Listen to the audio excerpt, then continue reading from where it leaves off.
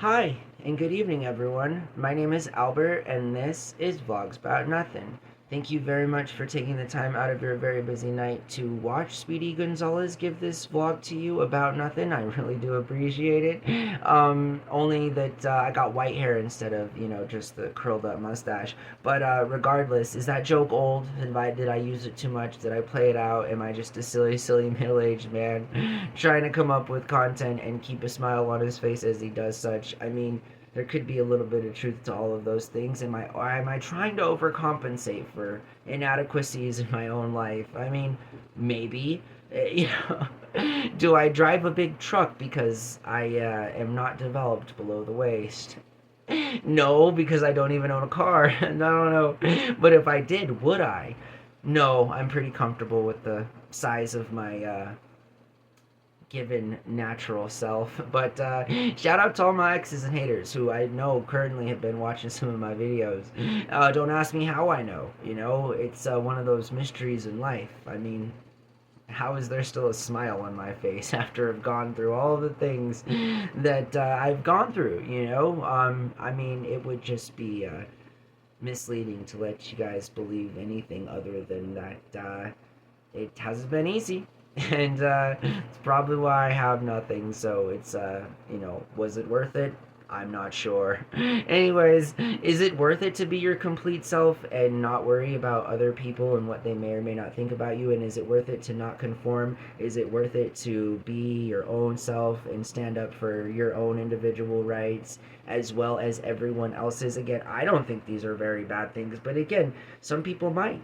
And, I don't have a lot to show for it, but I am a man of principle, and I stand by some of the things that I, believe in, and the people that I believe in, right? And so, even if sometimes that's not myself, tonight I want to talk about. I'm looking here, and honestly, oh yeah, it's not written down. There, we went through three different topics, two topics I didn't even get to, but right now we're talking about whether or not peace can be profitable. So I'm going to try to keep this lighthearted, right? Obviously, because anytime people talk about war or violence or just, moreover uncomfortable things, it's kind of like uneasy to watch and not very entertaining, and people don't really stick around for the whole video. So I'm going to try to keep it as humorous as possible while I stretch out my old middle aged body self, which hasn't changed since I was about 12. Quick fun fact about myself, I can still fit in the same clothes that I used to wear when I was a teenager. I realize that I'm close to 40 years old now. So to all my haters out there, where you at, right?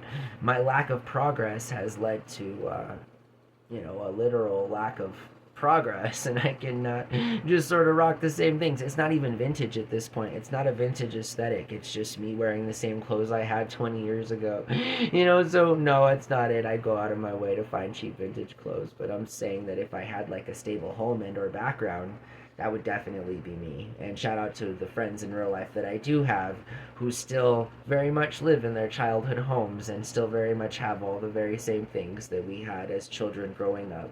You know who I'm talking to, the handful of people that do. So shout out to them.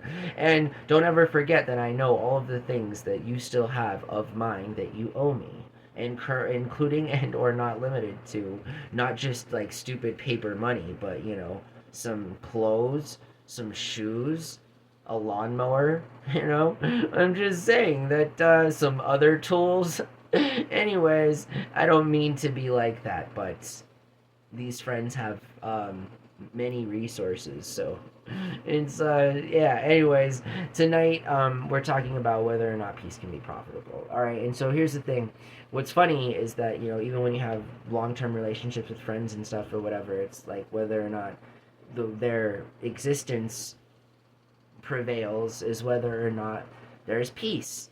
I mean, call it drama free or whatever you may want to call it. It's just what it is peace, right? And whether or not one can sustain peace within a relationship. Because conflict will arise. That's the other thing. Is like conflict, there will always be some type of conflict, right? It's just how you deal with that conflict. That's ultimately how it is. And so I think that's the better question, right? Is what's the better way to deal with conflict? Is it to go Rambo, or is it to go Gandhi, minus all of the terrible and horrific things that Gandhi stood for and did, as he was in principle? Not to say anything bad about, again, the ideology of what he stood for in terms of no war and peace. But again, just let's not mix it up. The man was an awful person. So, again, I'm not making this stuff up, and I wish the Mahatmas was, had a better reputation, but apparently the guy was a real bad guy, so he may have stood for some real cool things, but does not negate the fact that he was a horrible monster. Anyways, that being said, and that's what I'm saying, like, what's the solution to conflict? Is it open arms? Is it that Rambo? Is it conflict resolution? Is it achieved and maintained through stability that arises from violence? Can anything that arises in violence or from violence be good at any point in its form of reality or materialization? I'm not sure. Hence the whole Abrahamic debate as to good and evil, and prior to that ancient religions and stuff. It's not hard to get existential, even from somebody like this that looks like this. It's not hard to get off topic and be like, wait a second, what exactly are we talking about here in the larger picture? I mean, are human beings just ultimately programmed to cause problems, hate one another, exploit one another, start wars, take people's things, steal from one another? Like, I'm not sure. I don't think so. I don't think so. I'm not pro-Freudian in that way. I don't think people are naturally born evil. I don't think this, because if that were the case, peace would not be profitable. And my argument tonight is that peace is profitable. I think peace can be profitable in many different ways. I think peace can be monetized just as easily as violence and war is monetized. And I feel like this because it may be less, it may take less brain power to sort of materialize bad and negative outcomes, but that does not necessarily mean that you should do it, right? Like, and that doesn't necessarily mean that it doesn't take that much more little brain power to make good decisions and to put just a little more effort into being peaceful and to being resolute in the idea that violence isn't the answer, and that peace ultimately is what is driving a market force that can and cannot be planned in certain different categories as the world continues to merge. And I just feel like it should be on the record for all of my fellow opposition in the future that dismays me from continuing to have this very, very highly controversial opinion, somehow that peace is profitable, more than war is. Again, war requires, again, less of a brain. It requires less work. It's the single act of doing something and then the snowball effect that it ultimately has. And it brings me back to that question. If things are in and of themselves of origin from a bad place, I'm not entirely sure that things will end up well. I don't know if it was intended to end up well, either by manufactured consent or not, just by random fate of universe type stuff.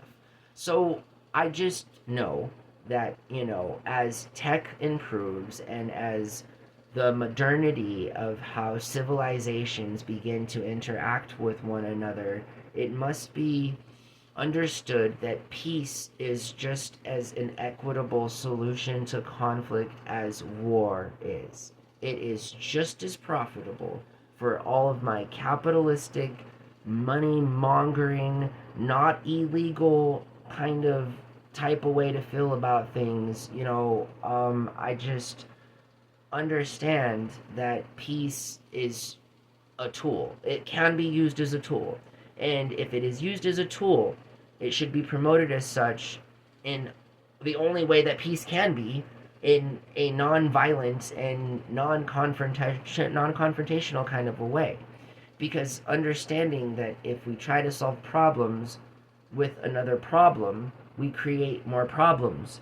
And if we were to just want to address a problem and actually find a solution to it, we might actually be more susceptible to the idea, or like that peace can be just as easily monetized. It's just as easily it's just as easy to have open trade and benefit from different sovereign governments that want to work with one another. That in and of itself is an incentive to not want to be violent with one another. Is the idea that you can make something and ship it over because your government has a service to some other person, and feelings shouldn't get in that. Like, no person, like a criminal currently known as Trump, should be able to say, hey, like, I want to be isolationist and prevent my people from not just, visiting other people and other sovereign nations, but actually even doing business with them because I feel a certain type of way, whatever. That's like anti-human. Like, we should be encouraging people to interact with different cultures and like engage in different kinds of trades. This is ultimately how we end up being our best selves collectively as a society. And that in and of itself is far more intrinsically valuable than any short-term gains that a handful of people receive at the cost of what is now known as the Second Gilded Age. I mean, you understand that to the majority of us, we will only be, subjects in some history book later on down the road as being ultimately the peasants of what was at one time a highly functioning oligarchy that was manipulated through a free market that was not at all a free market, and that only made a handful of people extremely rich while a good portion of all the other members of their species, like, literally died off. Like, I don't see that as being a successful or reputable kind of history or legacy that I think we understand. Like, that we obviously don't want to consent to being a part of that, but that's literally what is happening. And so, it's just important to realize that the long term implications of peace offer far more intrinsic value to sentient life than any other kind of conflict deterrent. I can assure you of this. And there will always be conflict. There will never not be a world where there is zero conflict. What will always be important is how we address what forevermore should be a challenge in and moreover a conflict to each and every sovereign government out there. The work is never done and it never will be done, which is why we must continue to challenge what we are told, what we are asked to believe. And I don't feel like these are bad things. I feel like they're all things that lead to a peaceful world that can absolutely be monetized for a small number of people who want a little bit more than the rest of us, but not so much more that, the rest of us are dying of starvation or actively encouraged to participate in ethnic cleansing or just be a part of an evil system that offers zero benefit to anybody other than those very few people that own everything. I think that it's a pretty fair trade to ask that, people get treated a little bit better, and that a way to do that is to be peaceful, is to engage in diplomacy and peacetime activities, instead of actively trying to profit from government sanctioned murders. I just, I'm just saying that to the future people of this world that make it, there's some of us that have always understood that peace, and I think that most of us understand that peace is ultimately the solution to conflict, but those bad apples, that they talk about, like the bad apples are the people who talk about bad apples. Have you ever realized that? Like, like the people that are corrupt politicians and stuff, they'll be like, well, we could have done that, but there was, too many bad apples. It's like, well, like, aren't you a bad apple? Like, weren't you one of those people that prevented that from happening? Like, and now you're still preventing it from happening by saying that there's bad apples that prevent you from making the right decision because a few people mess it up for everyone. That can't possibly be the justification to such a systemically unequal world. It can't possibly be it. Like, I'm just saying, like, we do have options, and we can choose to not consent to being economic slaves, and we can choose to say no to continuing to contribute to war and stuff. So I'm gonna get out of character here for a second. Listen, this is the fourth video tonight. Tonight on my checklist, I'm gonna go watch Remember the Titans with my roommate. So I'm really excited about that, and I really want to get to it actually.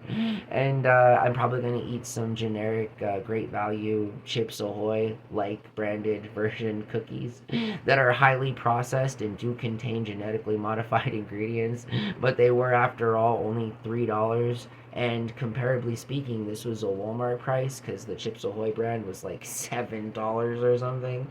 I don't know how people are doing it, and I say this because they're not. They're not. There's so many starving people out there right now. There are so many people out there who aren't eating the way that they need to be eating because they either, are working full time, don't get paid a living wage, and have to, spend whatever limited money they have on, food, and that's after the rising costs of whatever living situation they may or may not be in. Like, it's not being done.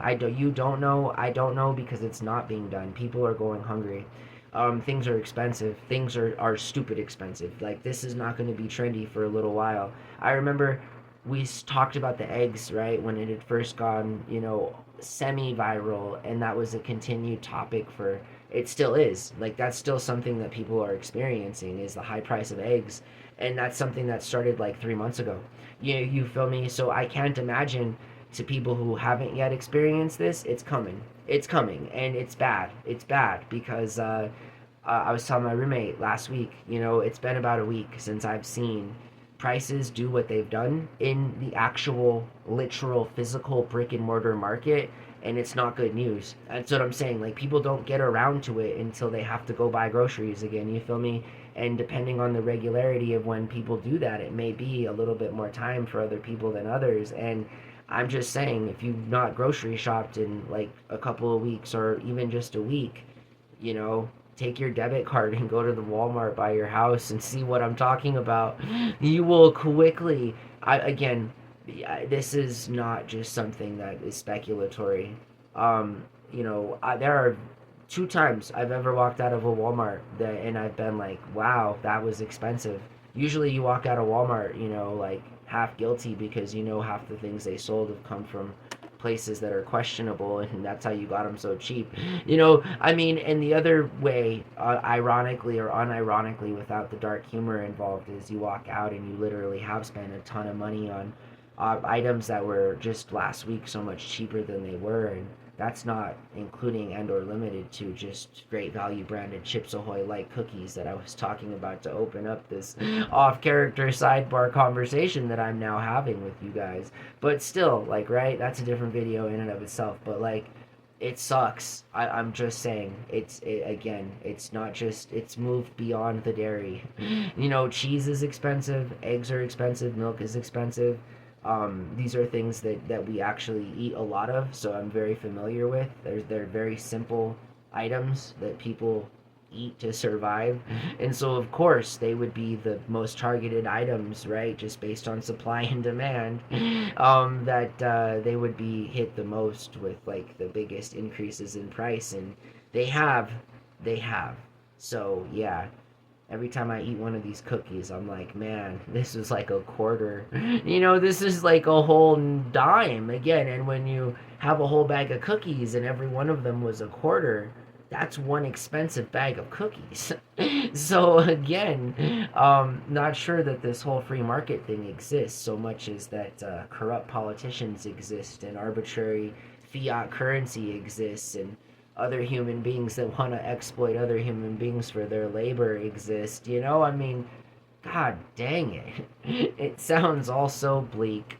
But, what's a real cool movie is Remember the Titans. So I'm sure that in a couple of hours, my heart will be all just pumping for equality and for the civil rights movement. Because as we all know, because we've seen Remember the Titans, it's a sick movie. And I don't even, it's a good movie. It addresses racism, it has sports, and I think as a straight stupid man who likes both of those things very much, I like equality in sports very much. So it's a really good movie. And I'm very happy that I will spend just a small part of my life giving more time of it on over to Remember the Titans. I guess now, in retrospect, after the conclusion of the movie tonight, I will have spent probably, it's fair to say, like 22 hours on Remember the Titans. I've probably seen it maybe like 7 or 8 times. So that's what I'm saying. So, like, in the overall scheme of things, I'm not a mathematician, but if I live to be 113, which I know I will be because I'm trying to smoke in 3 centuries, then that will, be just a few decimal points removed of a percentage part of the entirety of my life spent awake and not asleep or eating or using the bathroom or bathing or doing things I need to do to survive. I think it would still rank right up there with a small percentage. Anyways, I love these vlogs, and sometimes I think I like talking to myself too much. At some point in my life, I would really like a girlfriend. That's kind of, that would be cool. But I guess the thing is I'm really grateful for having such a good relationship with my roommate. And so it's kind of give and take, right? Like I have a great relationship, a platonic relationship. It's invaluable. It's immeasurably invaluable. To my sense of self, to a common, positive, unified sort of goal moving forward, things like that. But it's been lately where I've just been really, really freaking like needing girl time, and despite my lack of trying, it's not because of my lack of trying. I have been trying like the last week or so to get a little love, but it's not happened. So again, it's just one of those things. Why I choose to talk about these things to the general public so shamelessly is beyond me. But again, it just is because that's who I am. And I'm sorry but not sorry. Like, I'm sorry but not sorry kind of a thing, you feel me? Anyways, I hope that you guys have a really good night. All 3 of these videos are about to go live just after midnight, which I'm really excited about because that seems to be like a peak time where a lot of people are actually, like myself, sort of half zombies, trying to smoke half of their rest of the blood so that they can get tired, all while trying not to be hungry because all the processed food, just keeps us hungry. And it's all good. It's really not, but, it is. I hope that you guys are good. And thank you so much for watching me and my channel and being a part of my life. That's not troll. There's no cap. I really appreciate you guys. I hope that you guys have a really good night. Thank you for watching my show. My name is Albert. This was Vlogs About Nothing. If you're not already, hit the subscribe button. You feel me? I really appreciate it. Thumbs up, thumbs down. It all helps out. I really appreciate you guys. Have a really good night, and I will see everyone tomorrow, alright? Vlogs About Nothing. We're out. Almost to 1,000 videos, baby. Bye.